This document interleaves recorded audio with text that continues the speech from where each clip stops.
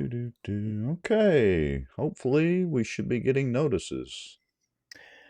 There's the Twitter notification. We are live on Twitter. How about that? Twitter and Elon are on the ball. Hey, I gotta say, I have hooked up in the last, I don't know, couple of months, several Starlink systems. Not that they're hard to hook up, but mounted the deals on the wall or on the roof or wherever. And so far, everybody's been exceedingly happy campers with the Starlink. Elon is the man. He might be a little quirky with Trump, but Elon is the man as far as that goes. Every time I've talked to you, it seems like this past week or two, every time I talk to you, that's what you were doing. You were hooking up Starlink things. So, Yeah. what's the deal? Is it comparable? It's speed wise to Well, all right. So everything else, or what? everybody bear with me I'll try to keep this really short. We all say speed because nobody can really comprehend what bandwidth typically is. But let me give the quick definition. So we say speed, but it's really bandwidth. It is the volume of water coming out of the hose, not the velocity. So imagine this. If you had a water trough and you had a couple of cows drinking from the water trough, one of those steel water troughs like you get at, Right, Tractor right, right. Supply or whatever. And you have a regular garden hose coming in. That regular garden hose could keep up with a couple of thirsty cows, but you put 10 cows in there, that garden hose can't keep up with those 10 thirsty cows no matter how much you pinch that hose and make it come out faster. You got to put a bigger hose in there, right? That's Mhm. bandwidth. It's not the speed, although that's what we say because nobody understands bandwidth except us tech guys. But anyway, so with that said, the bandwidth on it is very good. He's got like, I don't know, 8,000 satellites up in the air right now. You, So you- it's I, easy to hook up and so far it just works. I'm not saying it's foolproof, but it just works. See, I'm going to show my age here. Yeah. So you remember back like kind of when the computers first came out and you were logging into the internet and you had that little thing going across the screen. Oh yeah, and the That dial tone sound. yeah, that's why I think about speed. That's why speed is the adjective that I use. And then the second thing, you cattle troughs. You know what cattle troughs were good for me as a kid? We Swimming used to in. no, we'd have fist fights in them. That Huh? was what we Well, did. yeah. We'd get in the fist fights, and whoever got thrown out of the cattle trough, you was out. You lost, Well, and that's why I got busted teeth. that's an interesting fact for everybody to know. I did not. I learned something new. I did not. After 200 and something, nearly 300 shows total, I did not know that, Mr. Lowry. Well, that see, we need more cattle troughs. We need to go drop off cattle troughs in the middle of Green Acres Place and Benton, and we need more kids in cattle troughs growing up with some fist fights, toughening up, making our That I would society agree. a little bit stronger, That I would salty. agree. Well, little known fact about me, the reason I will personally never own cows in my entire life is we had a farm when I was growing up. And it was my grandfather's rather expensive hobby, but my dad and I's full time second job, in addition to our other jobs, waiting in cow shit and all that. Excuse my language, folks. Um, and filling up the cattle troughs and moving cows and fixing barbed wire fences and all that. I'll never own cows because I want to own cows. If I want a steak, I'm going to the restaurant and getting a good steak, or maybe on occasion getting one from the grocery store and cooking one. I, I nobody cooks steak the way I like it. Yeah, I Uh, love steak. That's the favorite thing. But anyway, I yeah, can't go eat a steak nowhere. They don't do it right. They screw it up. But yeah. anyway, Speaking of screwing up, so what we have on the list to talk about is this little tit for tat, and we won't delve into it much right now. I'll just mention it. This little tit for tat between John Fleming and apparently Scott McKay, the Hayride, Chuck Owen, Blake Miguez, and well, the rest of the Republican delegation down in Baton Rouge that Fleming has stirred up. and, and the Bossier Shreveport crime stats. So we've got a couple of interesting things to talk about on a slow week. What else have we got, Duke? Anything? Well, I think when we come back to our countdown, I want to look. There's a lot of big things coming down the pipe nationally. Um, the look, there's some things that have happened, like in Michigan, for example. You have one of the attorneys in the Secretary of State's office in Michigan that just uh, in court testified that he was a part of basically committing fraud in the state of Michigan in the 2020 election. Oh, well, that's Yes. certainly interesting. And basically is admitting that everything, again, we keep talking about all the black helicopters and stuff, but saying that everything everybody was saying was true. I mean, but this guy got caught, and Well, he's look, and you and I, we mostly agree on it, but we have a few slight differences. But I've kind of alluded to this before. But again, let me pitch out my theory. It's kind of like the Russia gate. Now, I don't want to get too far off on the national tangent, but Trump I got is something throwing on that. that. All I right, got something but on that too. Trump has thrown that out to divert attention away from the Epstein files that, he, in my opinion, and the opinion of many people, has bungled that. I'm not saying he's not going to release them. I'm saying he just didn't handle it right from a PR standpoint. We had everything going, and then he tripped over this, but that's okay. But he's throwing the Russia deal out there, and that's good, except that was 10 years ago nearly. What's anybody going to do about it? Really? Do you now?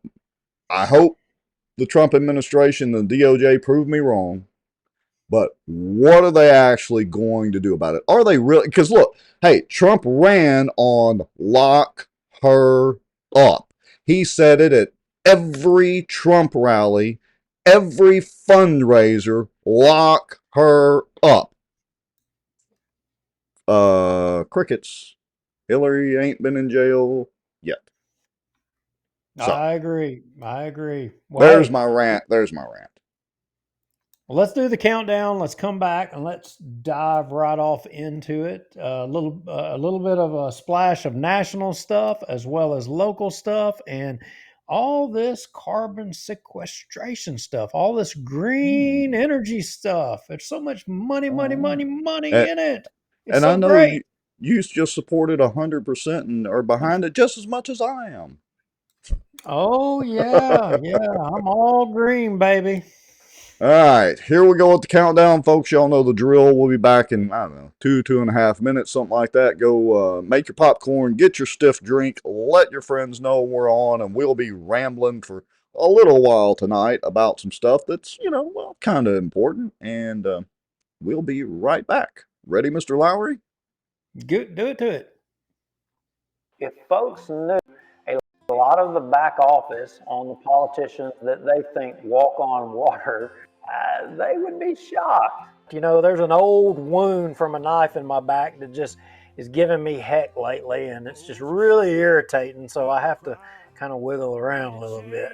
And I titled it A Shot Across the Bow of the Good Old Boys. Just, they feel helpless, they don't feel heard, they have nowhere to turn. Some Republicans as well believe that government has the answers. And let me tell y'all something. I don't know anything government does well. Nothing.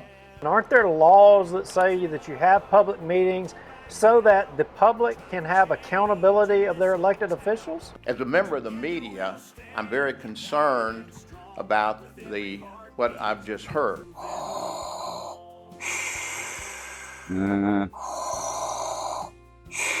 Well, I'm not thinking Star Wars at all. I'm thinking zombie apocalypse. Oh, folks coming from the border down there? Yeah, it's going to border. It's going to Mexico, buses.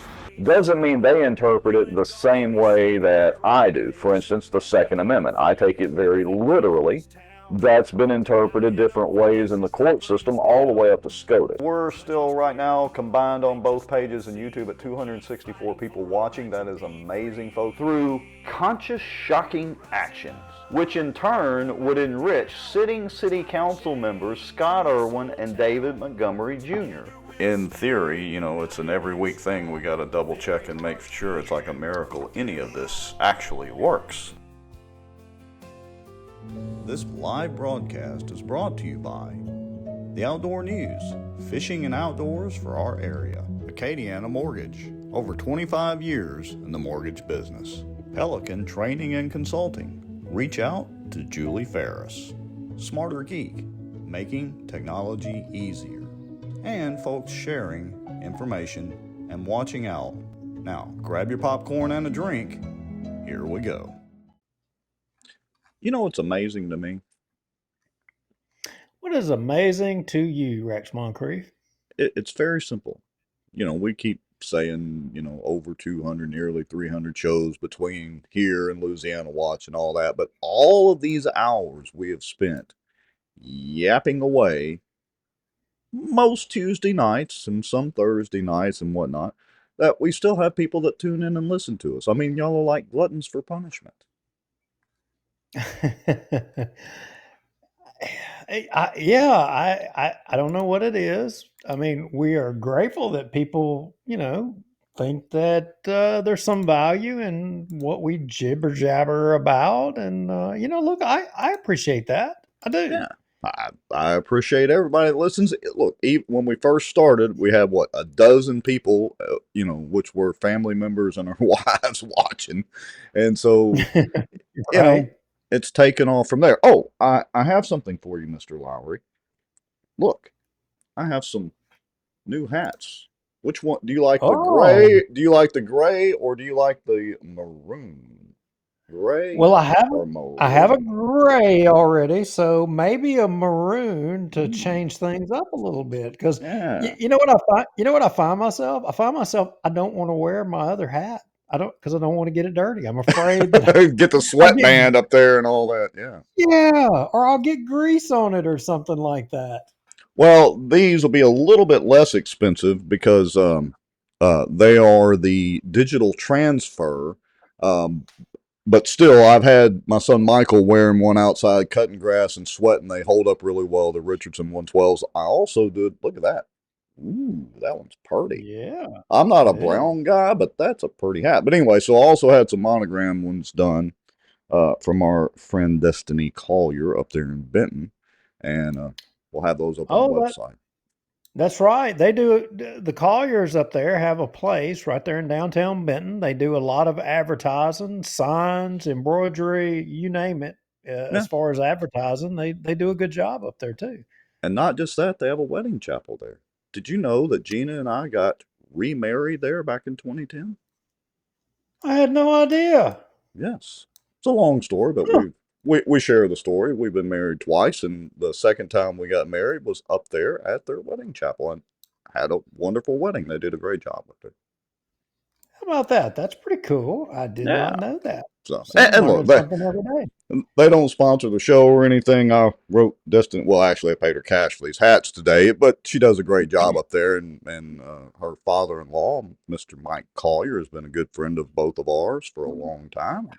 Anyway, so shout out to them. They do a good job on the hats and stuff and promotion and stuff. Anyway, all right. Enough of the hawking gear type thing and merchandise. What shall we talk about first? Well, hey, I shared my screen to you. Do you know what I was doing 9 years ago today? I love this about Facebook. I do love this, how they pop up those things in your the feed. memories. Yeah. Oh, look at that. Very gorgeous young lady. And who's that little bald dude beside her? I don't know. I got to tell you, his belly sticks out a little more today than it did back then. But that is my bride and myself, and that was when we flew up to Cleveland to the Republican National Convention in 2016, and I was actually proud of that convention. Look, there was a lot happened. The most conservative limited government platform in the history of the party was adopted at that time, And interestingly, when we flew in right there with my good friend Ronnie Ramirez, you remember old Ronnie? Yep. Don't know where Ronnie's at these days. Hadn't talked to him in a long time. When we flew in, Trump's plane was right there. I mean, just basically right there out of the same place we were at. Yeah. And he was, not president at that time. And to be that close, it was just kind of shocking. And, Yeah. Hey, good times. And look, I mean, I gripe about Trump every now and then. Don't get me wrong. I voted for Trump in 2016, voted again in, what was that, 2020, 2021, whatever. And then, of course, voted for him again in the last election. Honestly, if he ran again, I'd probably vote for him again. I mean, Constitution and amendments aside, but that doesn't mean right. that doesn't mean I always agree with everything he does, and that's the brilliance of it. Is that I think I'll just call the new Republican Party, the whole MAGA movement, all of that put together, is that look, we don't always agree all of the time. Ooh, no, we don't agree. That's for sure. And Walk on Water, ironically, was kind of talking about that today, and I have a link in the notes there for that. And Trump, interesting, we're talking about Trump because Trump, there's a link at the end of the initial banner part. Trump made some comments in the Oval Office today that I got to tell you are pretty profound. Did you Really? ever think that in your lifetime that there would be the consideration of a former president being prosecuted for treason? Well, look, I no, I didn't really, but I've got to say, I'm going back to what I said before the break. Lock her up.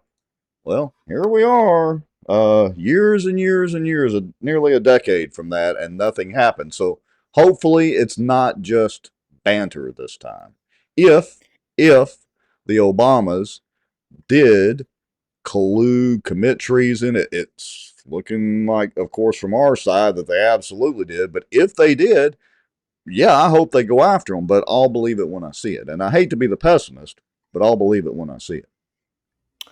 Well, I don't have any, I don't have any reservations that there was fraud in the elections. I don't have any reservations that, the Russian collusion thing, that they committed fraud. I don't have any reservations that the FBI, framed everybody on January 6th. I mean, I have no reservations about any of that crap. In fact, our show monologue thing, the thing that's when we go to the break and we talk about it, we've got examples before all of this in our thing. I don't know if you even realize this, but case in point, when I went, we talk about we have the guy that driving the bus is in the Walmart parking lot and say, Yeah. and I'm interviewing him. That was before it was mainstream about all these illegal aliens and that we were quote unquote being invaded. Very true. I mean, Who knew you had a crystal ball in your hand while you were interviewing that guy? but what's worse is that ain't the first time I did that, Rex. Right? Before we even started this show, I can tell you, Encinal, Texas, it's down in around Laredo. I literally did this exact same thing, except I went to a bus, and this wasn't a Hispanic type person. This was actually an American, and I talked to him. I was like, "What are you doing?" He's like, "Well, I'm bringing all these illegals up here." And I'm like, "Where are you taking them?" He's like, "Well, I don't completely know yet. They'll tell me." They They're just just told going me to to take drop them off. driving. And he Random says, spots. and I'm like, "Well, how long you been doing this?" "Too long." He said, "But I'm done." He said, "I can't keep doing this. I've got some ethics." And he said, "I'm quitting the following week." And Wow. I was working in South Texas when that happened. And then when I happened to be in that, I can't remember exactly in that Walmart parking lot, and this freaking guy, all these Hispanics, and I quizzed him in the parking lot. but that was before all this became mainstream. And then remember the when we took the mail ballot, can you unseal a mail ballot and stuff it? Yeah. We showed them.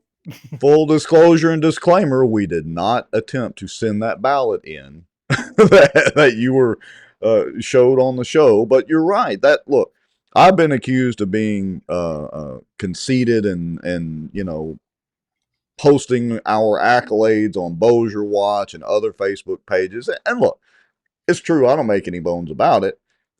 I am a little bit conceited, but there is no doubt that here on this show, we, and specifically you in a lot of cases, have done things way before their time or said, hey, have you checked in there? You heard anything about this? We need to talk about this, And so, yeah, you're right.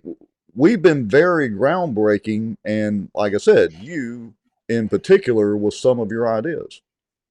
Well, and just like wearing the SCBA mask, remember us going when COVID and everybody was out. Oh, you got to have the COVID mask, and the COVID Nazis were, oh, you got to go get the jab and all that. And they were all saying, if you don't wear your mask, you're going to get kicked out of the store and all this stuff. And we literally showed the proof that it didn't work. It wasn't going to protect you. That was bull crap. And every week I see it in our little advertisement thing, me wearing the mask and I sound like Darth Vader. And okay, so everybody watching, I want all of y'all to know Ricky Bridges is watching from Destin Beach. He wants all of y'all to know that while y'all are all sitting down here, suffering through 105, 108 degree temp, whatever it is here, that he's on the beach down there living it up. Yeah. Thanks a lot, Ricky. We appreciate knowing that, really. Yeah, Ricky, you're the guy. Yeah, that's let's see. And Larry James Hawkins, although it's probably just as hot, if not hotter, in Atlanta, Larry James Hawkins did say he was watching from Atlanta, Georgia. Personally, I'd rather be down in Destin. Yeah, I think I'd have to be with Ricky as well, too. I will tell you, Danny McCormick, I did talk to Danny because I was trying to get Danny McCormick on the show with Representative Owen, and Danny's down there on the beach somewhere, too. So, that rascal. Ricky, yeah, you're not by yourself, Ricky. Yeah. All right. Yeah, and we'll get to that here in a little bit. All right, so what's the deal with have I got the right video pulled up that you wanted to do? You do. That's one of the two. And, walk on water. We were talking about, the carbon sequestration. And here we've got this kind of, I don't know, the storm going. And it's mostly, the Democrats are just kind of sitting back eating it up. But all the Republicans are eating each other up in Louisiana. And Walk on Water here is talking about it because, ironically, we got the same thing cooking up in D.C. And what does Walk on Water have to say on it? Well, let's listen up. Here we go. Just to follow up on that, I know before when you were asked whether or not you would back Mr. Massey for re-election, you didn't give a direct answer. He had some harsh things to say about your leadership yesterday related to the Epstein files. Have you made up your mind whether or not you would support him or back him against your So here's so as the leader of my party, I lead the incumbent protection program. Okay, that's my job. I go all around the country. I travel endlessly, incessantly. I have to raise over $300 million to do that, and we want everybody to come back. And some people, I try to protect them from themselves. They kick and scream and bite their own colleagues. Some people seem to enjoy and trying to inflict political pain on their own teammates. I'm not going to address anybody individually, but I'll tell you that some here are much more frustrated than others. There's a small, tiny handful, but one in particular who's given me lots of consternation. I don't understand Thomas Massey's motivation. I really don't. I don't know how his mind works. I don't know what he's thinking. Thomas Massey could have brought his discharge petition any time over the last 4.5 years. Over the last 4 years of Biden administration, he could have done that at any time. And now he's clamoring as if there's some sort of timeline on it. It's interesting to me that he chose the election of President Trump to bring this. to team up with the Democrats and bring this discharge petition. So do I have some concern about that? I do. But in me and my way, I try to follow Ronald Reagan's 11th commandment. Never speak evil of another Republican. My gosh, it's hard to do sometimes around here. I also try to follow the scripture. It says, bless those who persecute you. So let me just say about Thomas Massey, could you just accept my Southern, bless his heart? Okay? I don't know what else to say about it. We're for maximum transparency. We're engaging in that right now. You can stop it. You can stop it. You can stop it. Just please. So, Rex, I'm guessing that after you hearing that, you probably know why that caught my attention. A little bit. Yeah. I mean, explain it to us, though, for those of us listening. Well, so when we do our show, go on the break, we talk about a knife in the back. Yeah. And that's in our thing. And, that knife wound is still there. And, I hear Walk on Water saying that he doesn't understand, but yet I know that's not accurate because I know he understands better than anybody because in my mind or for me, that knife in the back I'm talking about, he perfected it. Yeah. He's the one that shoved it in the back. So how can he or stand up there at that podium and say he doesn't understand? And he's going to make me say something really mean. He's going to invoke Ronald Reagan, and he's going to say, "Bless those who persecute you." I mean, so am I supposed to bless? One of Mike Johnson's gifts is the gift of the silvery tongue. He's got it. Look, I've said from day one, even when I say not so nice things about MJ, he has the gift of the silvery tongue. It is a God-given gift, and he is very good at it. He is as eloquent a speaker as Barack Obama was. And let's face it, for all Barack Obama's faults, the man could deliver a speech. So can Mike Johnson. Really well. For him to invoke Reagan, he ain't no Ronald Reagan. He ain't no Ronald Reagan. Not at all. And the incumbent protection program, y'all think about that. Yeah. Well, hey. The incumbent protection program. You want to know what that... Let me switch the screens back. Hold on just a second. I want y'all to notice something. Now, look, I'm, mid-50s, so I've definitely put on a little bit of weight. I did lose some of it when I had the COVID the first time, the Rona, but I've put a little bit back on, but that's because I sit behind the keyboard a lot and play keyboard warrior. But I want you to notice something about Mike. Do you notice, Duke? Because Mike's about mine and your size. Mike's not a very big guy. He has the gift of shortness like we both do. I think he's put on a little weight. I don't know on that one. I don't know at all. But what I would say is the guy over his right shoulder, one, is hiding something, and two, he feels guilty about it. Steve Scalise, he has no idea what's being said, but he enjoys what's happening and what is being said by MJ and the dialogue that's happening. He enjoyed it. He obviously doesn't like Thomas Massey. But the guy over his right shoulder, there's something he's hiding, definitely. Well, this will be interesting. We'll see how all this plays out. I mean, I don't know. Look, he's managed to keep the speaker position so far. Got to give him credit for that. He has weaseled his way right through the mire of Washington and managed to keep the speaker's position.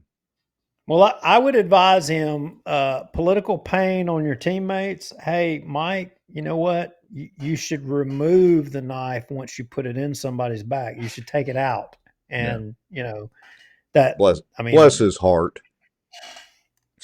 That's what you should do, Mike. You should just take it out yourself, and own up to the fact that you did it. But And for those of you that may be new to the show who haven't caught on, neither Mike or neither Duke nor I have a very high opinion of Mike for personal reasons. Duke more so than me, even, and we've talked about it, before. But if you're an MJ fan, well, newsflash, we're not. But I will tell you, when all of the world media called me and wanting me to spill the beans on one walk on water, you know what I told them, Rex? What's that? I told them that I won't be the reason that Mike Johnson fails. That our our state and our area needed everything that Mike Johnson could do for us from that position. And that is true. And that is true. I don't know. I haven't seen a lot coming this way. Yeah. Well, we got reached out to as Bossier Watch as well from some magazines during all of that and wanted some, basically dirt on Mike. And you just got to find another source. Other than that, go back and listen to our shows and see what we've said, and there you go. Yeah, what we that's do, right. what we say either to somebody's face directly or every Tuesday night to the cameras.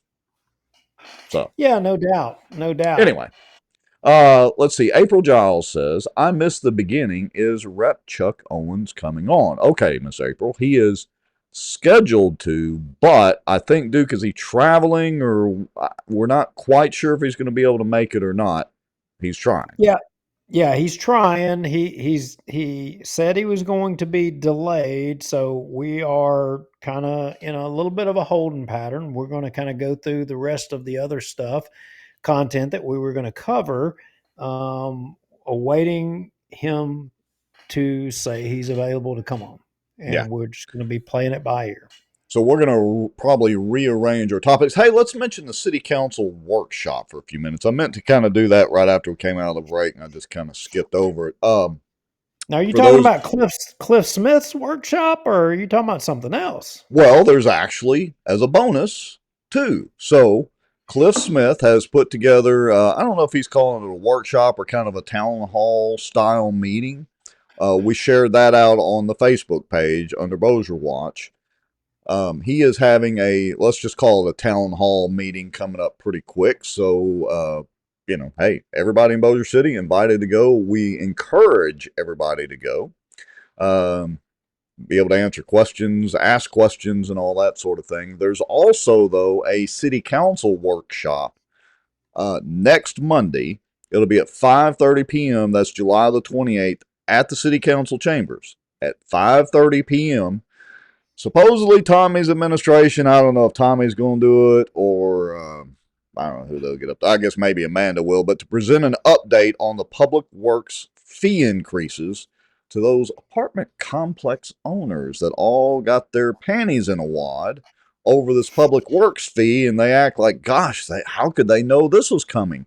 Well, if they had, again, my big beef with them is if they had been paying attention to the city council long beforehand, they would have known about it. But they're going to have this city council workshop.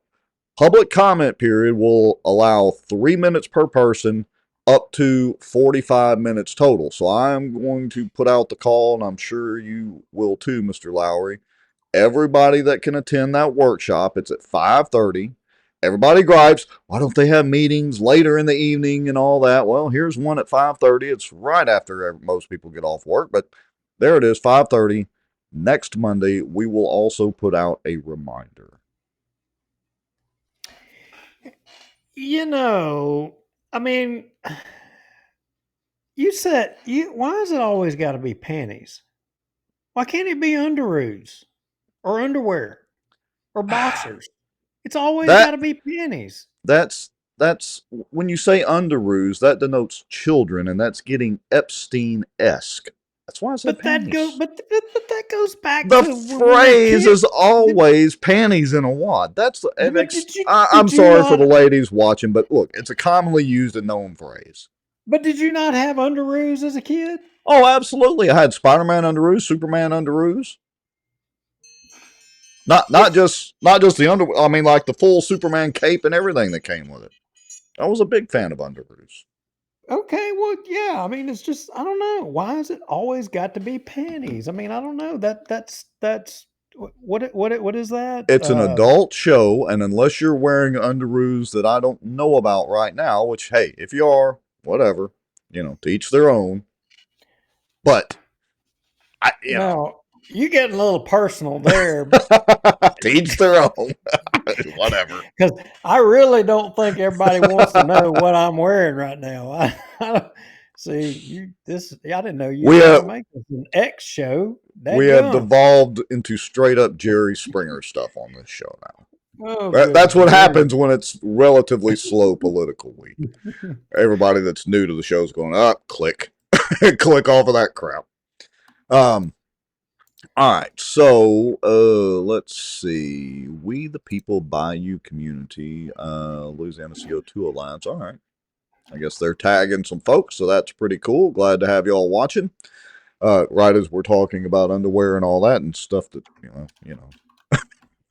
odd stuff. All right, so what's this other? Do we want to show this other X link that you have in the notes? Well. Yeah. So earlier in the show, we were talking about more federal things, and we can kind of go there. I want y'all to listen to what the president said here. I mean, look, Trump is Trump. He loves to talk. He loves the camera, and you have to always kind of take things with a grain of salt of what he says. But right here, he says something profound right here in the Oval Office to the national media with all of his cabinet sitting here. And I don't know that this is something that's ever been said before. And you got to play it. Okay, well, let's listen up. Here we go. Who should the DOJ target as part of their investigation? What specific figures in the Obama administration? Well, based on what I read, and I read pretty much what you read, it would be President Obama. He started it. And Biden was there with him, and Comey was there, and Clapper. The whole group was there. Brennan, they were all there in a room. Right here, this was the room. This is much more beautiful than it was then, but that's okay. I have nice pictures up that came out of the vaults. They were in there for 100 years. This is much more beautiful. We have the Declaration of Independence now in the room, which wasn't here. I guess people didn't feel too good about putting it here, but I do. But you know what? If you look at those papers, they have them stone cold, and it was President Obama. It wasn't lots of people all over the place. It was them too. But the leader of the gang was President Obama, Barack Hussein Obama. Have you heard of him? And except for the fact that he gets shielded by the press for his entire life, that's the one look, he's guilty. It's not a question. I like to say, let's give it time. It's there. He's guilty. This was treason. This was every word you can think of. They tried to steal the election. They tried to obfuscate the election. They did things that nobody's ever even imagined, even in other countries. You've seen some pretty rough countries. This man has seen some pretty rough countries, but you've never seen anything like it. From your you can stop it. Yeah. He basically just said a former president committed treason, and it's not even a question. That's I'm trying to remember back in history. I'm not sure that a sitting U.S. president has ever made that statement. Somebody correct me in the comments if I'm wrong. I'm trying to remember, historical quotes. That's pretty amazing. I don't think the Obamas and the DNC are going to take that lightly. Nixon wasn't accused of committing treason. I don't know that. It was just pretty much theft. Yeah, it was just pretty much theft. I mean, but when you got a president of the United States accusing a former president of treason, and I got to tell y'all, I think that we are in for a roller coaster of a ride in this country in the next. I hate to say year, but I'm going to say less than that. I'm going to say 30 to 60 days. It's going to be interesting. There's no doubt about it. But again, I go back to lock her up. So it's one thing for him to just say that at a press conference or repeat it, whatever. It's going to be a completely different thing if they actually do something about it. Because remember, he was going to lock her up and then decided, oh no, we're not going to do that. It was just a campaign slogan. Yeah, no doubt. No doubt. So we'll see. So, walk on water talking about, Republicans eating Republicans up and all that good stuff. You know what? We need to wait on that. We need to. I'm getting ahead. We need to wait on that a little bit. Well, all right. Have you heard from Chuck yet? Because if not, we can go right into the Bossier crime stuff. Well, I'll tell you what. Let's go into the Bossier crime stuff, and I might have a surprise for you, Rex. Oh, this should to be talk a little bit about that. I think I may have a surprise and a surprise guest for everybody on the show, including you. Don't tell me Tommy's finally coming on the show. No. Tommy said that he would if it was just me, but because you're on there, he Cash Patel? No, Cash. No. Cash ain't having none of it because he knows we'd ask something about the Epstein stuff, and then his boss, the Blondie wouldn't want none of it. So, but no, it's a Bossier politician. Another one of those Bossier politicians. Okay. But I'm inclined to believe this is one of the good guys. This is one of the guys that is doing some good. He's doing some real good. In fact, I think he's wanting to try to address this question regarding crime. And did you see the stuff on that Keel was putting out, or did you? Well, as a matter of fact, I just switched the screens. This is a screenshot of it from their website, but Keel says, new study, Bossier City ranks in 10 most dangerous lists, Shreveport doesn't. Now, that's a pretty provocative head. It's kind of like saying, former president committed treason. It's pretty much a bomb thrower. Well, I think there's a whole lot more in this deal here. I mean, so I think statistically, I mean, that may be accurate and may be true. Well, all right. So I've got, hold on just a second. Let me get the link pulled up here. I'm a little bit behind the 8-ball here. Got 4 million tabs open tonight. So let me switch screens again to there. So Keel's article is based on this article on riolink.com. And so we can link that in the show notes. I think Satow, he posted an article, we'll show some of that, but he also had a link to this post, which again, the Keel post is based on this post. And here they say the top 10 most dangerous cities in Louisiana 2025 update. Let me see if I can make that a little bit larger for folks to read here. But again, we'll link it. I may throw it in the comments here in a minute. But it says, ever wondered which places in Louisiana you should think twice about after dark? Louisiana is famous for jazz, blah, blah, blah. Anyway, we go on down. Is Louisiana dangerous? Top 10 most dangerous cities in Louisiana. Number 1, Marksville.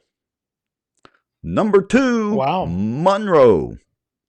Number 3, Alexandria. Not surprised by Funro getting it on over there. As a former Monrovian, or whatever the official title is, I lived part of my life in Monroe. I don't doubt that right now. Number 3, Alexandria. Number 4, Opelousas. Number 5, New Orleans. I would have thought New Orleans would be higher on the list, but we're going to talk a little bit about how they rank these. Number 6, West Monroe was interesting to me.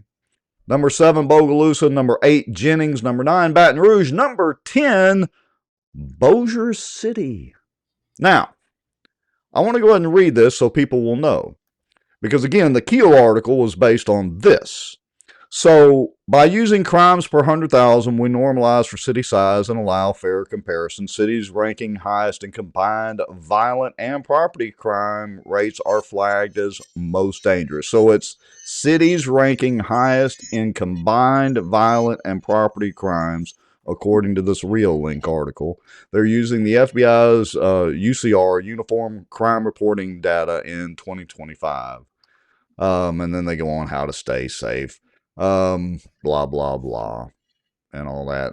Is Baton Rouge or New Orleans more dangerous? New Orleans has a slightly higher violent crime rate, 1361 per 100,000 than Baton Rouge at 1,004 per 100,000, making New Orleans the more dangerous of the two by that metric. So, I did some digging on this because, look, the truth is I've preached about this before on this very show. I've said, look, we'll make fun of Shreveport. We make fun of Shreveport, but the truth is Bossier City in many respects is more dangerous than Shreveport. But Shreveport's murder rate per capita is through the roof compared to Bossier's. But there are a lot of other violent crimes where Bossier actually leads Shreveport. So this isn't news to me because I've actually read the FBI's uniform crime data. I've actually read those reports.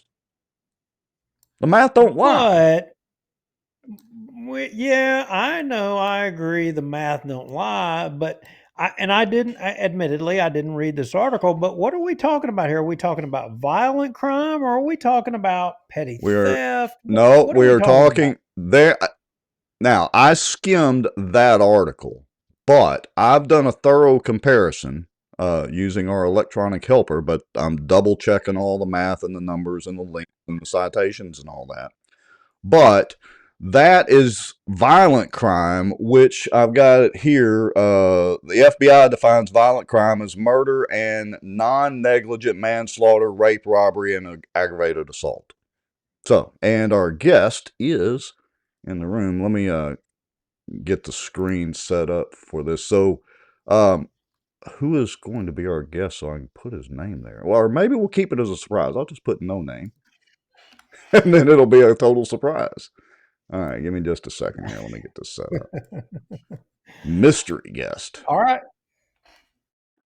Hold on just a second. Mr. Surprise guest. Yeah, all right. So let me assign him to number 3. And, I recognize that feller. Well, looky there. Good evening, gentlemen. Mr. Cliff Smith. How are y'all? We're doing good, Mr. Smith, and appreciate you dropping in. You know, as you can hear, we were kind of talking about this report that Keel was talking about crime statistics and where they, supposedly ranked Bossier as being more violent than Shreveport on this statistic. And just now in the seat and in Bossier, and I mean, look, you're being proactive, and I appreciate it. You put a town hall meeting together, and I think you had the police chief. Did he have any words or comments regarding any of this? I'm sure he may have. Were there any questions?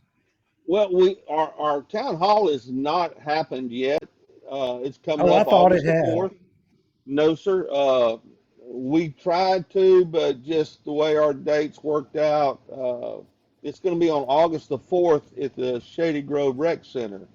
Now, I have heard from Chief Hagan, and he said he would be there or he would have a representative there. And one of the promises that I made people whenever I was running for this was that I would be as transparent as possible. You know, there's some things that you just kind of hold close to your vest until the time is right, but I'm trying to get out in front of it, be as transparent as I possibly can. I have promised that I would hold town hall meetings, and so this is the first one. I've got another one that I've already got booked with the rec center for November, so we'll see how this one goes. If we can get turnout, if we can get participation, we'll keep having them. And let me say that this town hall is not so much about me giving information to the citizens that come. It's more about us getting information from the citizens. What do they want? What are their needs? I've told people, if I don't know, I don't know. You know, I'm not, unfortunately, on every street in every subdivision every day. You know what's going on your street. I know what's going on my street, but I don't know what's going on your street unless you tell me. So I've been getting emails, I've been getting phone calls, and so I thought, man, this is going to be a great way to get out in front of this, allow people to come and vent, to share their concerns. I talked to one lady and she was throwing out ideas about how we can beautify, we can do this. I'm going, great, bring that to us. This is what we want to hear. This is what we want to. This is what we want back from y'all. You know, we not going to say anything except positive things about our council that we have today. We're trying to be proactive. We want to hear from the citizens. I mean, I'm one guy, and I didn't get elected to go up there and voice my opinions. I got elected to go up there and voice the opinions of 6,000 or so voters in District 3. And so I need to hear from their voices. I need to hear what they got to say. And so that's the whole purpose of this town hall. Now, Well, with that said, I have invited the mayor to come, uh, Chris Smith, Brian Hammonds. I've invited some other councilmen there so that, because, I mean, face it, I've been on the job 2 weeks. I'm ignorant.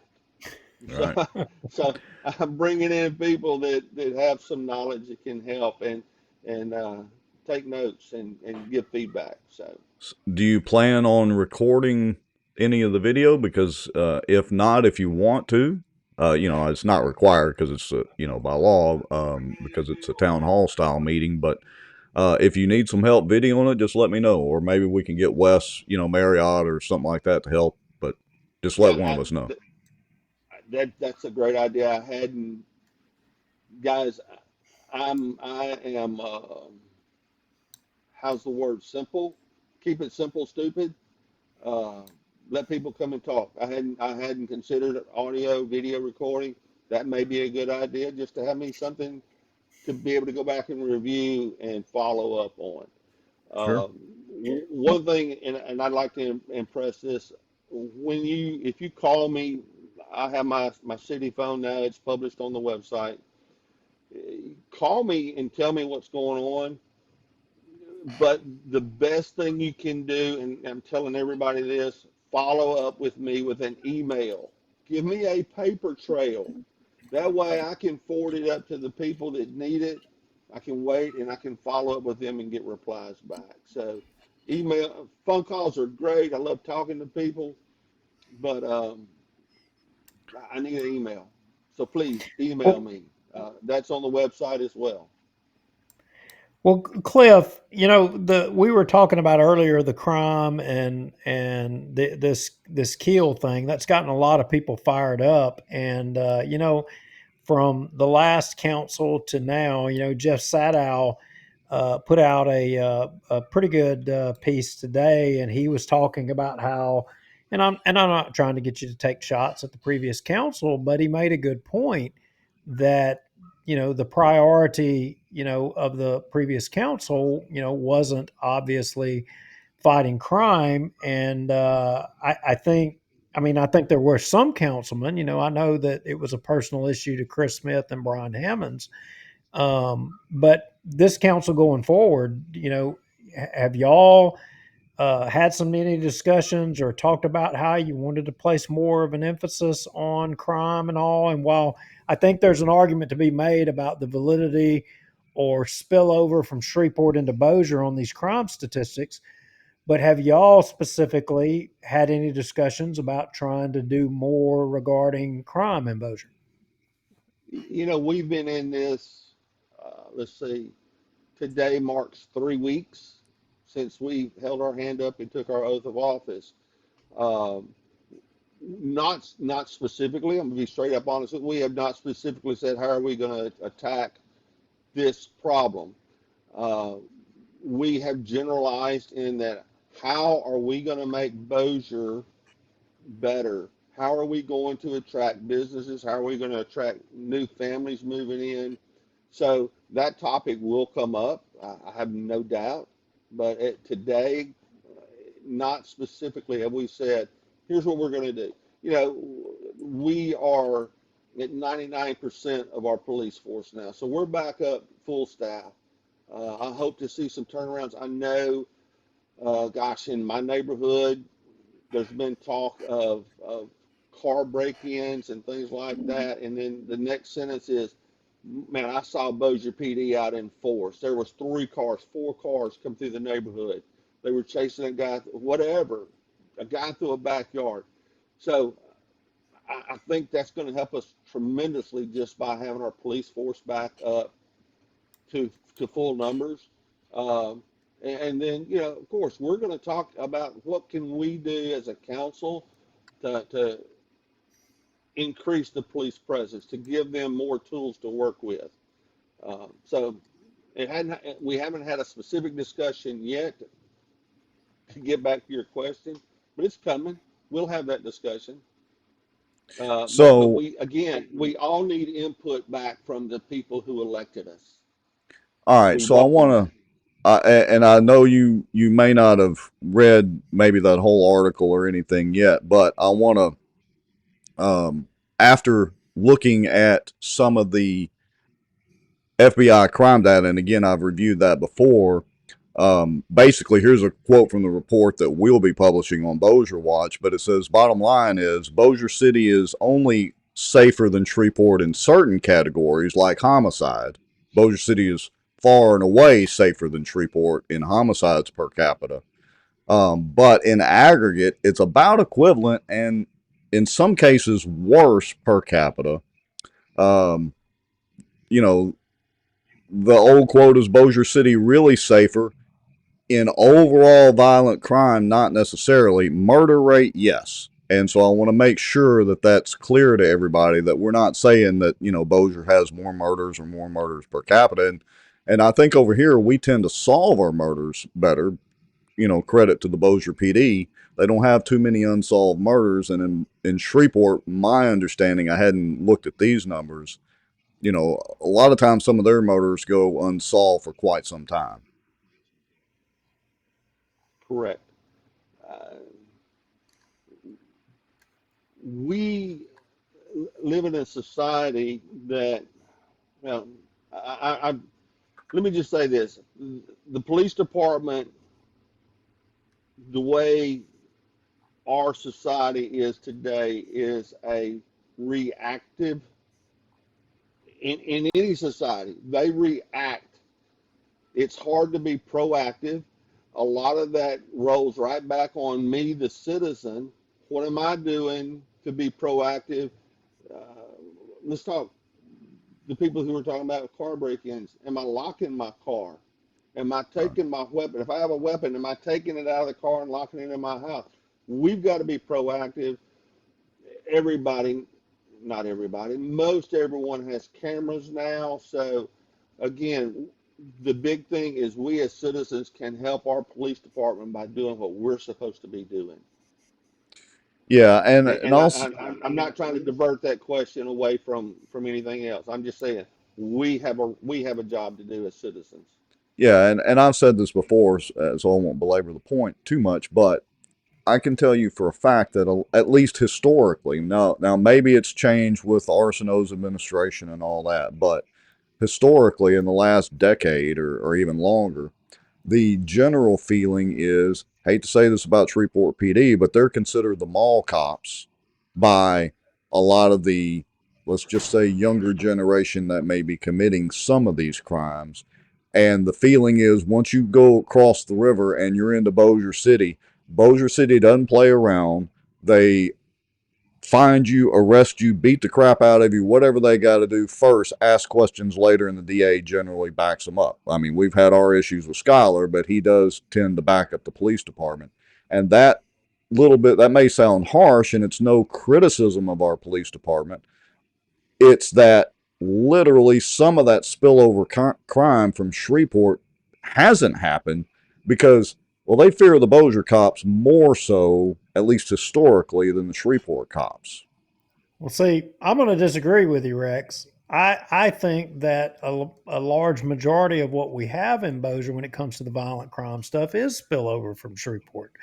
I don't know that that's a statistic that's actually tracked, but I bet we could probably survey law enforcement, and I bet they would confirm that the majority of the violent crime cases that we have are spillover from Shreveport. Oh, some of it. I'm not saying it doesn't happen. I'm just saying part of the insulation that Bossier has experienced in the past, although the trend has changed in the last several years. But part of the insulation we've had in the past is Bossier, yanks you out of the car, beats the hell out of you, solves the case, and deals with the repercussions later. Whereas, and again, I hate to denigrate any of the Shreveport police officers, so I'm not saying all of them individually, just in general, but they're kind of like the mall cops, comparatively speaking. Now, according to the FBI data, that theory that I have, which I can kind of back up, but that theory that I have may be changing because some of this crime data is changing where the gap between Bossier and Shreveport in violent crime total is closing. Again, Shreveport leads the way absolutely in murders per capita. So Cliff, sorry, me and Rex tend to go at it a little bit every now and then. Yeah. Cliff's regretting his decision. I feel like that this discussion is better suited for someone that's in law enforcement. Okay. Right. As a new councilman, I don't have the answers. As an old councilman, I wouldn't have the answers. Well, let me ask you this. I got a question for you, Cliff. So you've got District 3. First, let everybody know, kind of generally speaking, what District 3 encompasses, and I'll kind of put you on the spot here. Do you feel relatively safe in your district? So, you're out campaigning, you're out walking the streets. Do you feel relatively safe in your district in Bossier City? Yes. My district begins at Panther Drive, Elm Grove Middle School, goes north, catches a little bit of Sun City, 90% of Shady Grove, all the way back to Mike Wood Park, Bel Air, Pecan Park, hops over Barksdale Boulevard and goes all the way to I-20 up at Bayou Outdoors Repair Center, all that Central Park area. And then Old Minden Road on the north side, Airline Drive on the east side, and Barksdale Boulevard on the west side. So you've got that little pie in there. It's a pretty large district. In today's time, there are a lot of people who don't go in their front yard because they're afraid. There's not a place in our district. There may be some that I would be more careful in, but afraid to go in. No, This is a great district down here. It's mostly hard working, blue collar people, school teachers, doctors, refinery workers. All we've got the whole basket.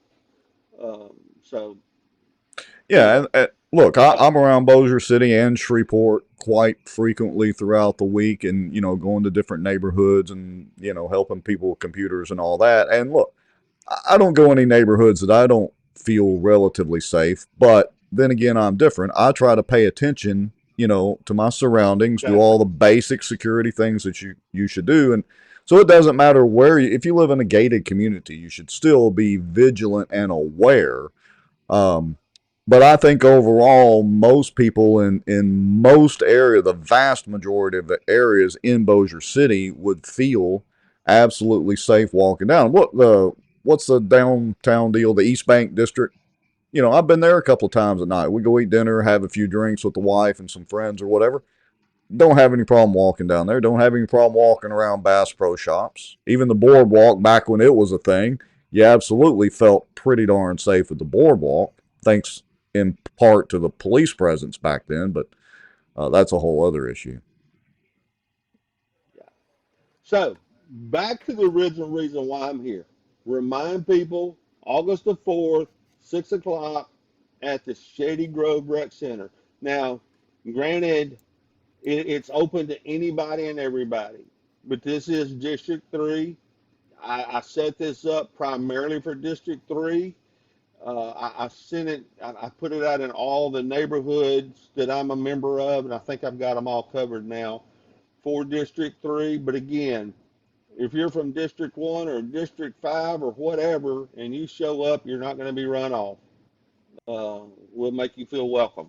So, 6 o'clock on August the 4th, Shady Grove Rec Center. Perfect. Please come voice your opinion. I will take that announcement you just made, cut it into a short, and post it on Bossier Watch too. Sounds like a plan. All right, Cliff. Well, we appreciate you coming on, brother, and look forward to your town hall, and keep up the good work. I mean, that is what public service is about, is you're listening to the people and affecting what their will is. That's how it's supposed to work. Yes, sir. My sentiments exactly. Thank you, guys. Appreciate it. All right. Have a good evening, Cliff. Thank you. You too. Goodbye.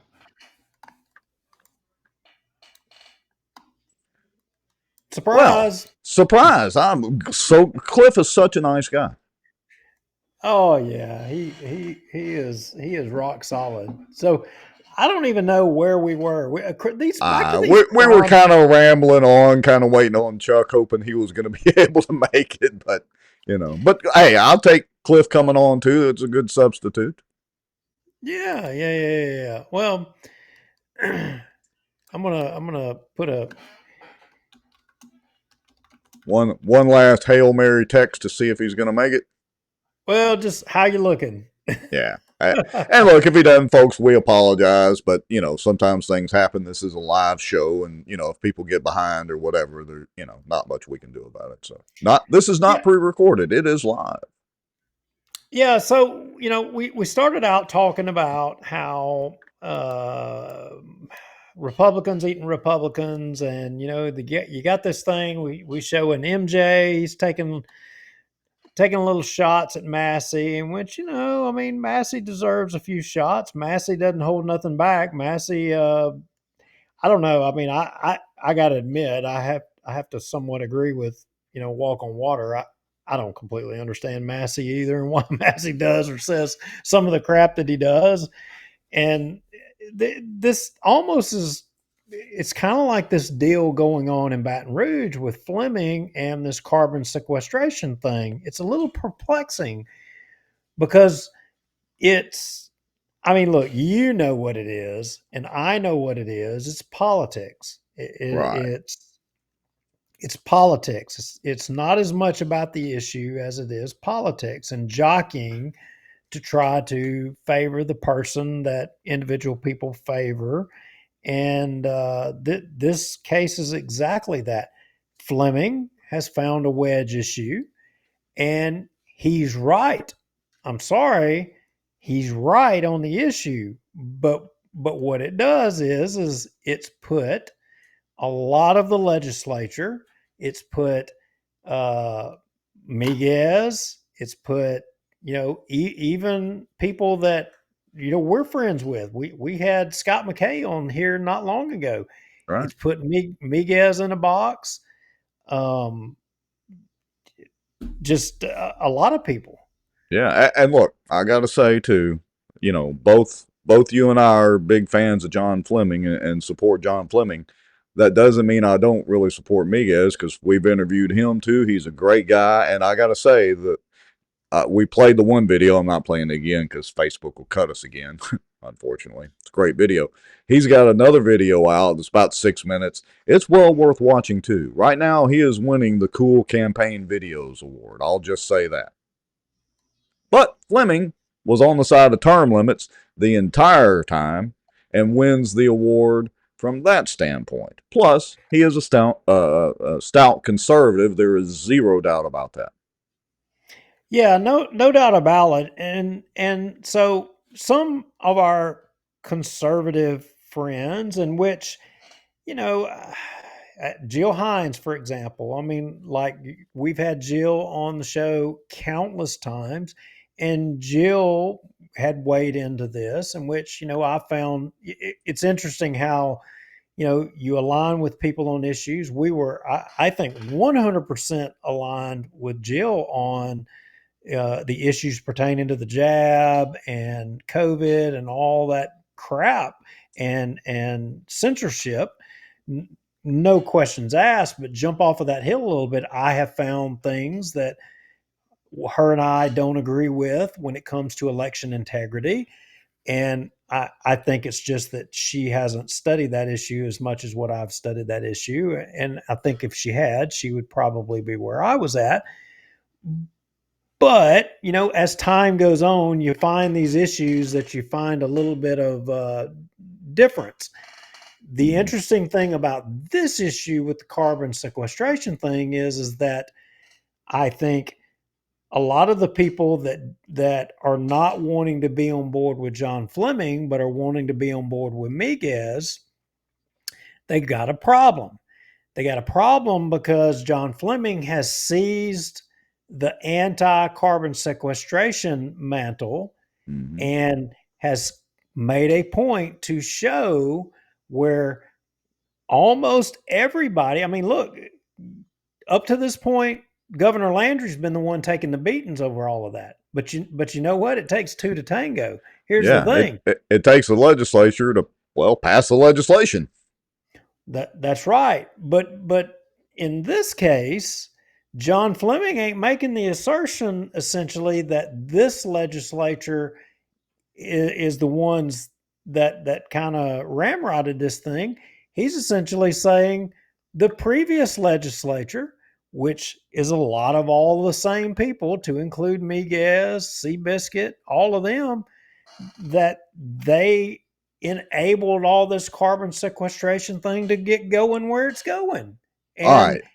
He's right. They all did vote to start moving this thing.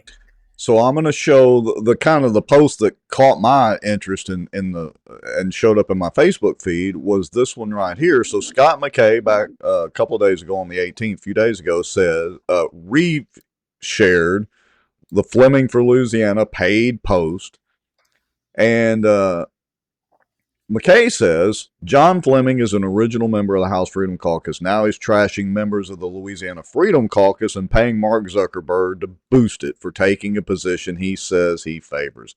I don't know if I've ever seen something dumber than this, ever. If you're John Fleming, you might reconsider. This isn't what candidates do. Well, so what did Fleming post? Fleming posted, the hayride attempts to make excuses for the many legislators who have been 100% complicit in putting into effect CO2 sequestration since at least 2020. Now that this climate change scam has been uncovered by we the people, suddenly these conservative legislatures are running scared as we the people realize what has been done. Well, in that article from the hayride and based on those votes, it's Miguez and everybody we were just talking about. It leads right into what you were saying, Duke, that they voted this in. And now, admittedly, and I think, not speaking for Chuck, but I think he was going to probably say something to that effect because he's posted it, that he's kind of done a 180 on that stance and said, wait a minute, I think he actually did make a post. He can correct me later if I'm wrong. I think he did make a post that, hey, I think that was kind of a mistake that we did, and he's been in the fight against it. So was Fleming's calling out Danny McCormick.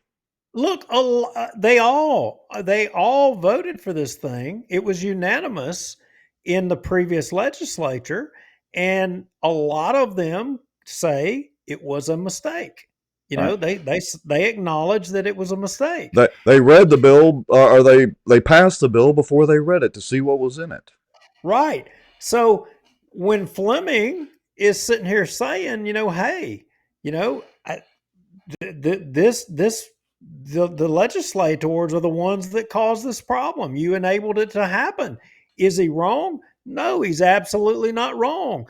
But when Scott McKay and Jill Hines and all of them are taking offense to John Fleming in a political campaign, pointing out the fact that his opponents were part of the reason why this thing got enabled, they don't like it. and they're all jumping on John Fleming for pointing it out. I mean, look, John Fleming was one of the original founders of the Freedom Caucus. He was one of the original guys.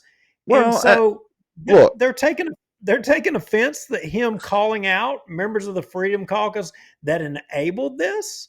well, it's like when you catch a kid with his hand in the cookie jar, and then I wasn't taking the cookies, Daddy. Well, get your hand out of the cookie jar, then, boy. I mean, and look, we're both huge fans of Danny McCormick and Chuck Owen and Blake Miguez too, and all the rest of them that he called out, but they can't hide from the vote, and apparently most of them have taken a pretty good stance. We know Danny has on the property rights side of all this, but the fact is they still voted that way. And you're right, Fleming has called them out. Now, I read some other articles. I can't remember. It may have been the Hayride's, retort to Fleming's posts on it, but and I think it was the Hayride, and I think Scott may have alluded to the fact that, well, maybe Fleming's changing the narrative or trying to ramp up this narrative because Blake has raised something like $800,000 in like 2 weeks or whatever for his campaign. And so, Fleming's trying to kind of, tamping down that momentum a little bit by raising this issue, rightfully so. Now, how well, I got to tell you, and again, I support John Fleming, like Blake Miguez, actually kind of support him too in all of this, but I got to say, I'm not sure how well calling out well-established conservatives is going to fly and translate into potential votes for Fleming. I'm just not sure of that yet. Well, hang on a minute. I mean, here's the thing. John Fleming is doing what, we want of our elected officials, that he does. Right. It doesn't matter who it is. He's saying what needs to be said. He's standing in the right place. Should he not say anything and stand with the politicians, or should he take the side of the people where the people are? And the people don't want this, and that's where he's standing. They're in the heat of a political campaign, and he's pointing out the fact that these guys, whether they were misled on a vote, whether they made a mistake, regardless, I mean, he's pointing that out, and look, the public should be. I don't disagree. Paying attention to it. Yeah, I don't want anybody to take this the wrong way because, again, for what it's worth, both of us officially support John Fleming, but I'm just pointing out how this is going to play to potential voters that are just, not diehard Fleming people. And because right here, let me point this out, and then I'll give you back the mic.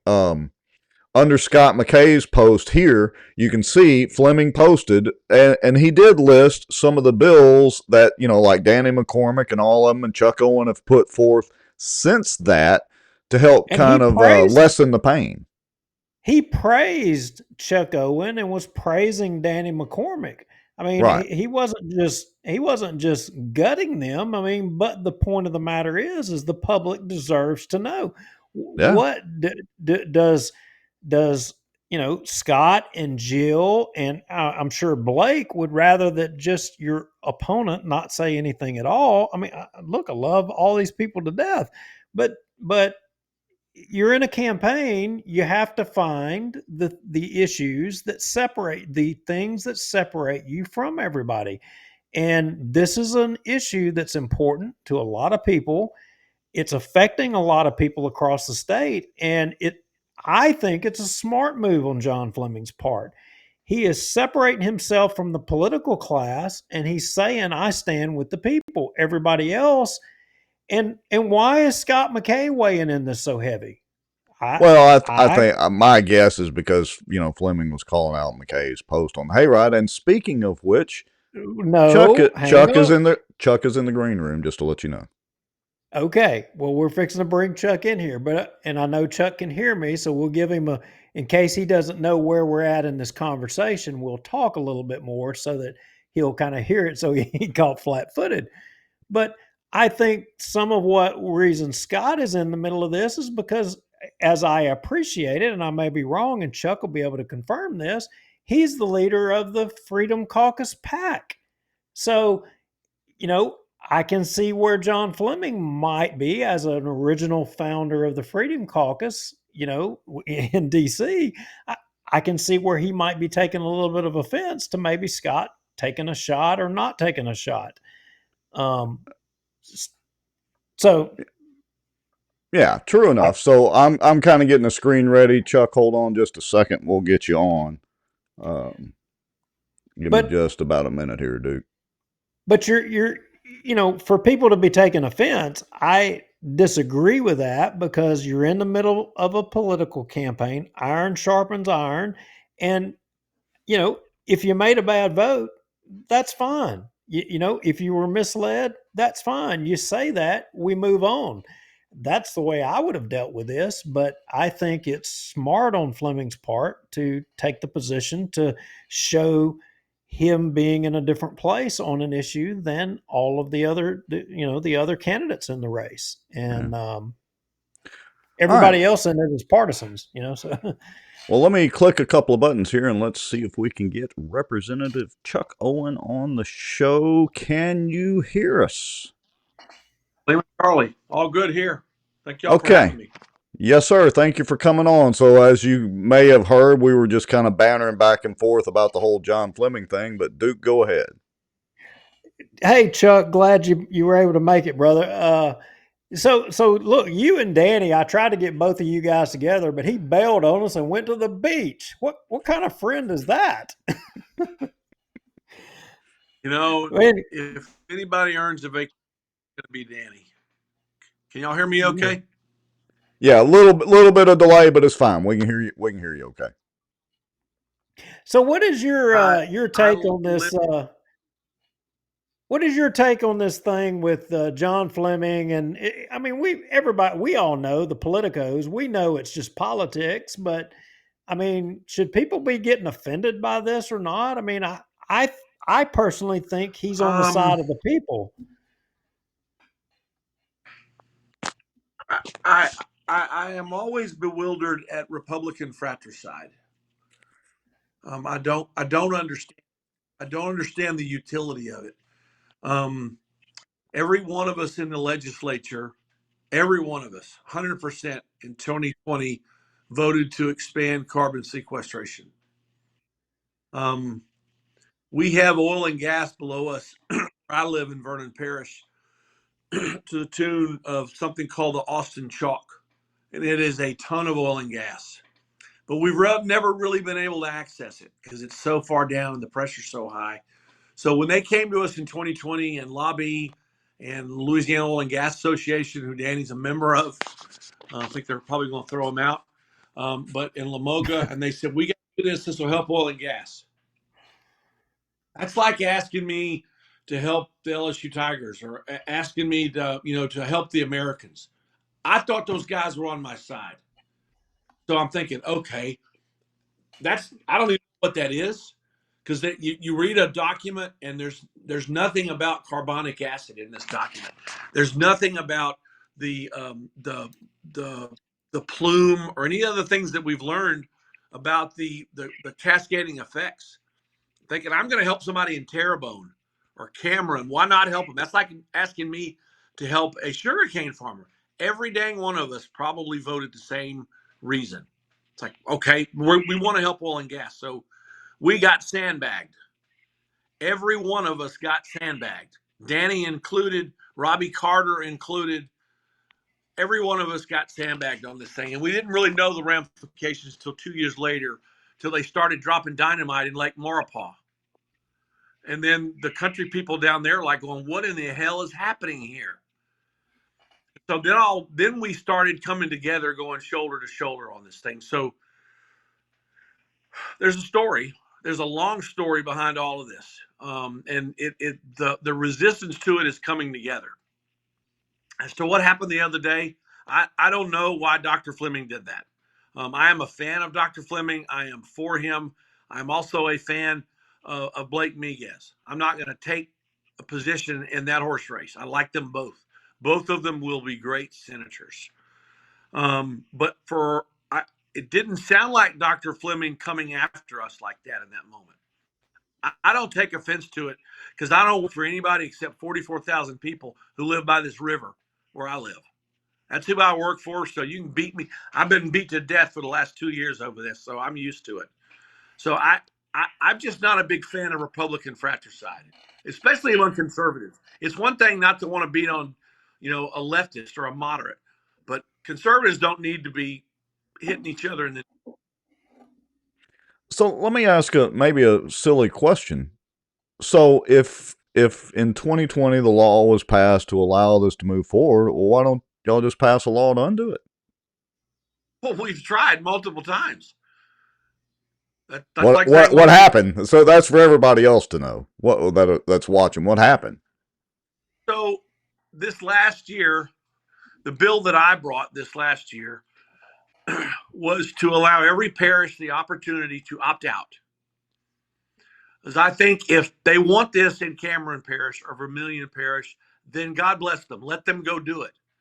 My citizens summarily do not want this. And so I was Pollyannish enough to think that I could bring a bill and I could come logically before my colleagues and say, hey, if you don't want it, we're not going to force it on you. I got run over like a cat in the road. Oil and gas came after me. They spent significant money coming after me, and all of us who were trying to go for. And I started calling it federalism, but there's actually another word for it. I forget the word, but state equivalent of federalism. I believe in local control. I believe that if people in Benton want something, they need to be able to decide it, not Baton Rouge. And so that's what I was going forward with. And so there was another one to get rid of eminent domain. Danny had a bill to make the whole process illegal.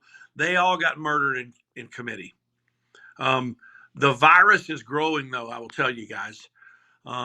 It's now over in Rapides, and the people in Rapides are organizing. They are really mad in Rapides since they found out it's going to come to them. And so anywhere it pops up that someone wants to shove this in the ground, it'll pop up. If a news report came out and says we're going to start burying carbon in plain dealing, your people would raise hell. You damn right, and I'll be leading the charge. Yes. So, by the way, I lived up there for the better part of 15 years. When the Air Force I had 3 assignments at Barksdale, and when the Air Force got over, we stayed in Benton, and we educated our daughters at Benton High School and Bossier schools, and got a great education for my kids and great safe environment. We loved it.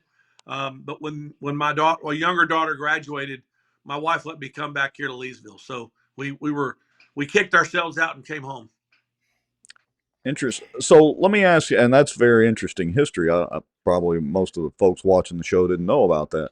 But let me ask you this: so who's killing the bills? I mean, what's going on here? Again, for the people that watch and not just us that pay attention to politics all the time, what is stopping the bill? Is it the oil and gas industry? Are they trying to stop these counter bills that y'all have been doing? Who's doing this? They are a big part of it. You don't expect Democrats to come with you, and they rarely do. But what's happened is oil and gas and leadership in state economic development have proffered the notion, the myth or the lie, or whatever phrase you want to use, that if one parish decides they're not going to do carbon capture or carbon sequestration, then we will lose the Meta plant in Richland.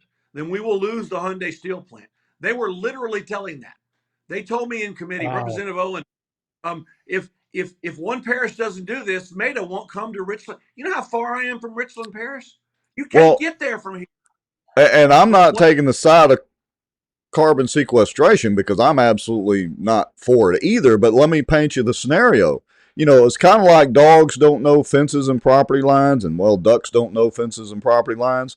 Once they inject that carbon in the ground, if, let's say, Richland Parish, or, I'm picking one, said, no, we don't want it, well, the carbon dioxide is not going to know where the parish line is a couple thousand feet down.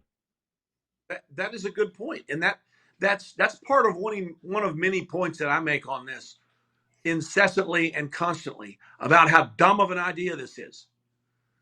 We don't know the geologic formations below the earth where I live because we in Vernon Parish, the Army occupied 250,000 acres. They took 250,000 acres, and I'm glad, because our country needs an army, and they train here. They're gargantuan compared to Barksdale. I mean, literally 250,000 acres. The state has no idea what's below the earth here, but they want to put this in the ground and just hope for the best. There's no telling where it's going to go to. My point for trying to get local option was to try to fight at the Alamo first. I would love to see this removed from the state, removed as an option, because look, capturing carbon is a fool's errand. It's not going to work. The leftists who want to do this have offered up a lie that the Earth's climate is changing because of man's activities. And even if that's true, there's no way to change the Earth unless everyone on Earth participates this. And we're the only ones who are doing it. Well, we're coming off the last ice age. That's a whole other conversation. So yeah, we ain't stopping it. We didn't cause it. And we ain't stopping it. But go ahead, Duke. I digress. No, it's Chuck, just, as a past good friend of yours always says, Davy Crockett, I don't want to abuse your time and beat you up with questions, and you know who that is. But you know, is the money part of this not, you know, the money that they're getting from the government on this thing, you know, per ton, or the Green New Deal money? Is that if that goes away, will this thing come to a screeching halt, or is that inaccurate? Because I hear a lot of people say that we need to cut it off at the federal level. it will end overnight. There is no identifiable or market demand for burial of carbon. That's something LED likes to tell. And there's an agency at LSU called the Center for Energy Studies, and they always talk about the market demand, but they can't show me anything in writing. I've done the digging. There are no market demands to bury carbon. There are places, they're mostly ideological, like pockets in Europe, who say we want to decarbonize, but they're not going to turn away liquefied natural gas that comes from the Haynesville Shale because someone didn't capture carbon off of that. It is an absolute fraudulent story to say that. It's not true. And so, yes, if the federal tax credits are removed from this, it will fold like a cheap. It will just fold. It will go away like a cheap suit. So probably what we should be, you know, the anti-CCS people, what we should be advocating probably extraneously is to get our people to bend their federal legislators to, you know, try to do something about this and stop this sooner rather than later. And go ahead. I wish someone could, Congressman Johnson. I can't get through. I love Mike Johnson. I trust him, and I trust John Kennedy, but it almost feels like there's a cloak over them. We can't get them to say, man, that's a good idea. We're going to support you people in the country. All we hear is, man, there's a lot of money involved. There's companies that have invested money. Well, we live here. Yeah. I don't. Yeah. I had a Solomon solution for that this year. One of my bills I had offered up was that if we were given local option, the state would provide a tax credit for any company that had sunk money into this, because they're talking. It's like, well, we've already spent the money, we can't stop them. Well, the state did this. The state take responsibility for its actions and get out of the way and let people make their own. So I didn't get to run that bill because my local option bill died. All right. Let's see. Oh, I'm sorry, Duke. You must have sent that text message to me. Yeah. Sorry, Chuck. Yeah, I did. I was going to say as well, regardless of which one of our candidates is in the runoff, and I would even say that if John Bel Edwards is the Democrat opponent to whichever one of our Republican, we need to try to demand all of you, because we have folks that are libertarian Democrats that watch our show as well. But you know, it's important. Party affiliation really doesn't matter here.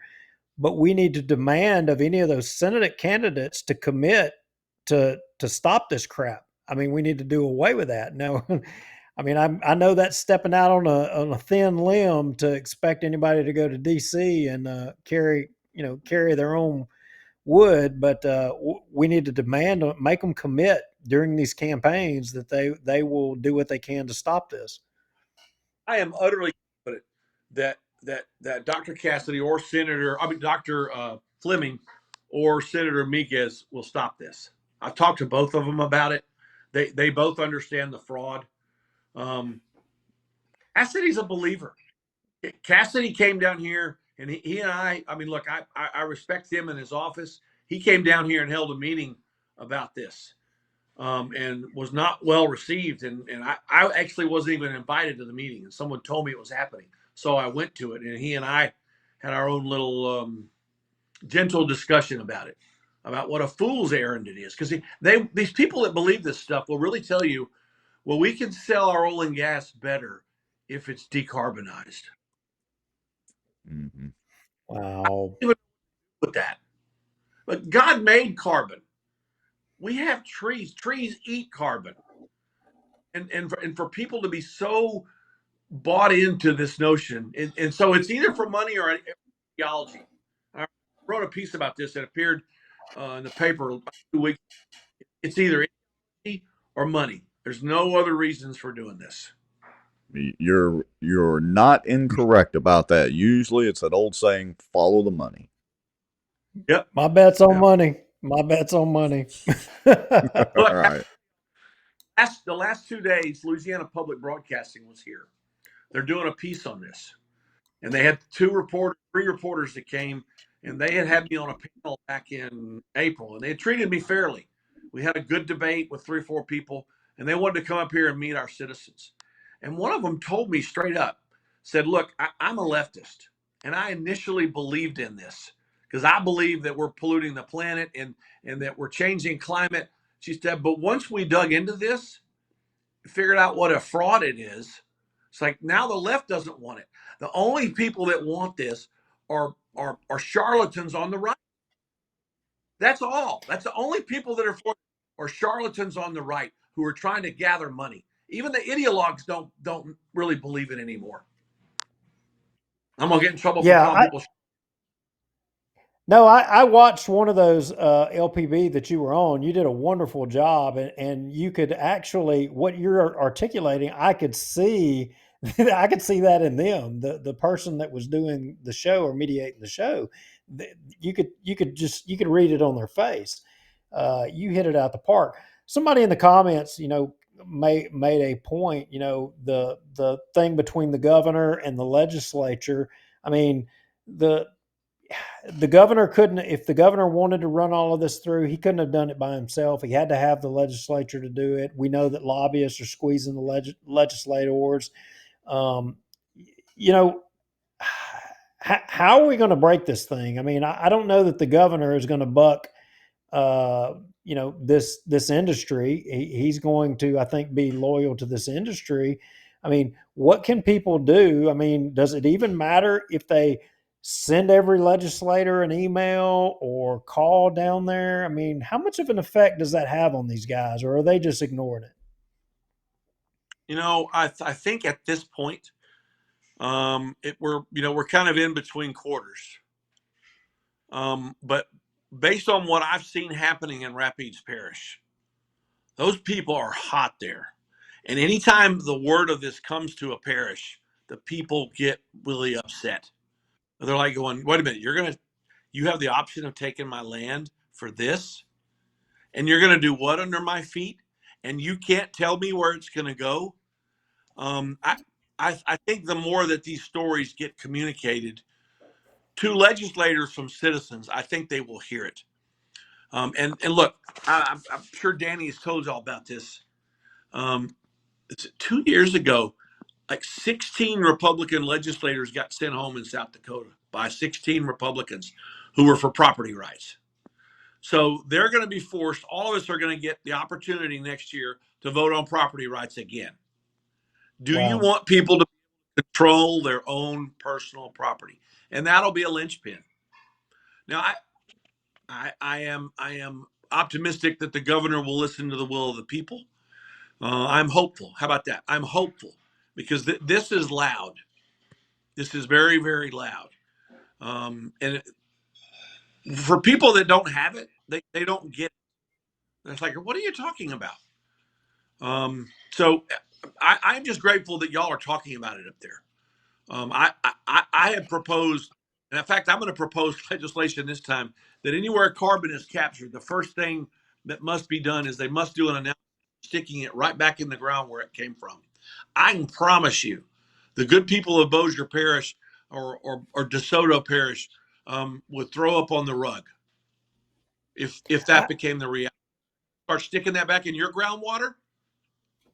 Well, I can tell you from a personal note, just this week, Chuck, I had a lady from Bossier Parish call me. She said that she called a police juror in Bossier Parish asking whether or not the Bossier Parish police jury had weighed into this debate at all, trying to support through the Police Jury Association, the parishes down there that are trying to oppose this.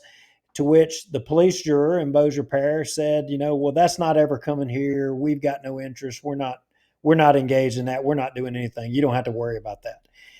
And this lady, before the end of the conversation, was crying on the phone with me, crying about it because she felt like our police jurors had their head buried in the sand. And, I think she's right to be concerned about it. And because parishes that don't necessarily have this coming right now, they shouldn't just let their guard down, and they should be engaged with the parishes like yours that are having to deal with this right now, because it could at a moment's notice be in Bossier Parish. I mean, and if Bossier Parish jumped up there, they could find themselves in a lawsuit overnight and have their back against the wall. Is that right? Yep. I don't know about a lawsuit, but I know that it could happen because people that crave this are craving that money, and they're willing to do just about anything. Hearing one governing body say, "I'm not worried about something that's happening 100 miles from me," kind of gnaws at me. That's like telling Davy Crockett, "We're not sending anybody to help." Davy Crockett needed people. They needed help. We need help. And I'm grateful for the help we're getting. Look, Danny McCormick, God bless him. This is not his fight. He has waded into this. And he is fighting with both hands because it's right. And that's what we're paid to do, is to go to Baton Rouge and do what's right. I'm going to tell y'all, during the COVID lockdowns, I was raising hell because of what was happening in New Orleans. They kept them locked down there for months and months and months after everybody else. And I couldn't get anyone on board to help me. I wanted to do a petition to end their emergency. And no one had the nerve to do it. Well, that's none of our business. Yeah, but those are our citizens. Yeah. Those are Louisianians who are being locked down by tyrants. And that's the way we feel. Like we'll take all the help we can get and all the attention to this because it matters. This is Louisiana. This is about the future of Louisiana. Well, we appreciate you coming on and kind of setting the record straight and what really transpired and all that. We absolutely, I'm pretty sure I can speak for both of us, appreciate you doing that. And even though, y'all have admittedly, some mistakes were made that got us in this mess, y'all are doing what you can to try to fix the mess. No, absolutely. There's nobody that opposed this. There's no one that's ever opposed this until now, because no one knew the end game ramifications. You go back and read the bill from 2020 or 2009. There's nothing in there about any of this. It just says we're going to capture it and sequester it. It's like, well, okay. And once you find out what that means, you get startled, and then people get startled. You start talking. I wish I had perfect knowledge 5 years ago. I did not. Well, but by God, at least you're doing the right thing now. Hey, yeah, Chuck, you're a fighter, and we appreciate the work that you're doing. I mean, I watch you in committee all the time. You and Danny are two of my favorites, and it's regretful that we've never had you on Bossier Watch before, but because a lot of the work you do benefits the citizens of Bossier Parish as well. So keep up the good work. And, in the future, I don't want to abuse your time tonight. I know that you kind of were rushing to get in here. And when you have some legislation, you need a little help, we need to twist some arms up here in Bossier, call us. Let's get you on the show and let's talk about it. Let's twist some arms. No doubt, I will. I'm grateful for y'all. My wife and I miss Bossier in a lot of ways. We lived, like I said, in Benton. We had a great church. We were there, and still have family there. So very much attached to your area. And you guys keep up the good work. Thank you for caring and speaking up. Keep raising Cain. Thank you, Chuck. Amen, brother. Good night. Bye-bye.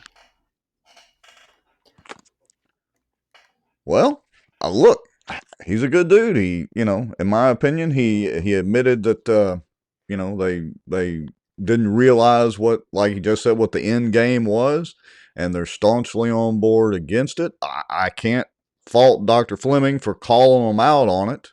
Again, my only thing is I'm not sure how that's going to play politically, but technically, he's absolutely right. Yeah, I don't know how it'll play either. I mean, I know the point is Fleming's right. They're all right. I mean, look, when you're sitting down there, I mean, in some of the organizations you've depended on and the lobbyists, there's so much legislation that pours through there. These legislators do not have the time to read every bill, from beginning to end. They try, but they can't cover it all. So they depend on lobbyists or people with knowledge to tell them what exactly this bill will do. And, that's why you'll see these cards will get put from this organization or that organization on all of their desks, telling them, or giving them some simplification of what the bill does. And like Chuck was saying, they weren't told that, there's this problem with carbonic acid, or, there's this thing. We don't know how big the plumes will be, or what the expansion rate, or how far it'll go. You're not going to see all that. You're either going to see the positive, and it's steering is the best way I can describe it. And, they did the best that they could at the time. And I will take a step back. I mean, I remember when I tried to run for the legislature, one of the things I was saying is that we reduce the quantity of legislation that comes through so that the legislators have more time to process the bills and we create a better product over quantity. A lot of people would take issue with that, but I would rather get it right the first time than have to come back and have more bills trying to fix all the mistakes that we made in the past. That's just me. And all right, I want to do a little bit of a squirrel moment. So Cassie Rogers had a question a little while ago when Mr. Cliff was on, and he was talking about having the town hall style meeting and the workshop or whatever that city council has coming up. Anyway, she had a question. She said, would it be illegal if all the councilmen went to the meeting, talking about, I think, the town hall meeting? I don't know if you're still watching, Cassie. She says, just wondering. Well, the problem is, technically, I don't think it would be illegal unless they started discussing some agenda items and tried to come up with or take any actions, but it would be so close to a walking quorum, if not over the line, that it would not be a good idea for a majority of the council to attend. It may, I have to go back and read the open meetings laws and all that. It may actually be a walking quorum if they all attended and were taking questions about things that were coming up, where it could be construed as coming to some kind of opinion or decision without having a full meeting. So to answer that, Cassie, it probably is, but either way, it would be so close to the line that I wouldn't suggest it. Not the full council.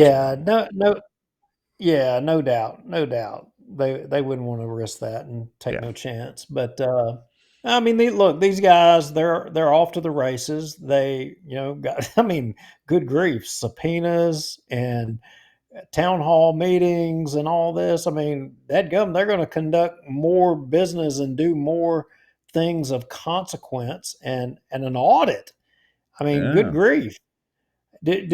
I think, if I recall correctly, I heard an interview or something to the effect where Tommy Chandler said that an audit would be too costly. Did you hear that? I think it might have been on Keel.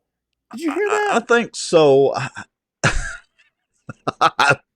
Don't Well, make me say something mean about Tommy tonight. you don't have to say anything, but I'm going to pose a question. Hey, Tommy, I'll bet it wouldn't be as expensive as those parking lots. Sorry, you couldn't resist, Duke. Sorry. That was not where I was going. But correct me if I'm wrong. Was it or was it not a campaign promise of Tommy when he ran the first time to do an audit? But Well, yet, here you go, Duke. See, it's like putting catnip in front of me. So it was also a campaign promise, and I just reshared because it was a Facebook memory the Sobo luncheon that we videoed and posted a couple of years ago where Tommy swore up and down and patted Shane on the back and he's my right hand man. We see how far that got. Tommy also ran on auditing Man Shack. Oh, we see how far that went. What else did he run on? Oh, term limits. He did kind of support those, except his literal legal counsel that he appointed and hired fought it and cost us a ton of money to get that pushed through and a lot of blood, sweat, and tears by a whole lot of people. Oh, shall I go on? I'm not critical of Tommy on the term limits thing. Could he have done more? Yeah, he could have done more. But did he do enough? Yeah, he did Well, enough. But on this I audit thing, for him to say, it costs too much. Come on now, how about that parking lot access there, Tommy? What about that? How expensive was that? But I yeah. digress. And what about the overpass to Benton? I mean, he let the contract out, and as a result, shut down the Shed Road crossing. And tried to that was on Tommy. All I know is that if I was the fire chief, I would audit my department. And if you're a department head in one of the others, you should audit your departments. I mean, they should just do it. Yeah, I mean, yeah, I don't disagree at all. Where you at, Tommy? Quit taking selfies. I mean, you're very good at selfies. We all get it. Quit taking selfies. Do real mayoral administrative type stuff. But anyway. All right, Mr. Lowry, what else you got tonight? That was two interesting guests, of course, Mr. Cliff Smith and Representative Chuck Owen. Both great people. Yep, great guys doing good stuff, and that is what public service is about. Chuck Owen, we didn't even get to talk about him and his military career or what have you.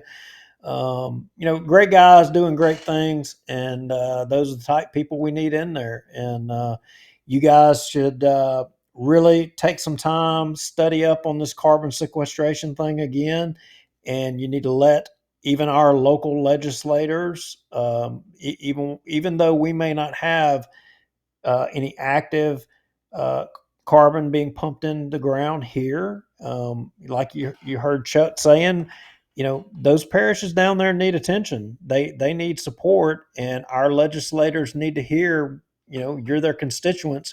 You need to let them know where you stand. Yep. Multiple people in the comments were posting about the port.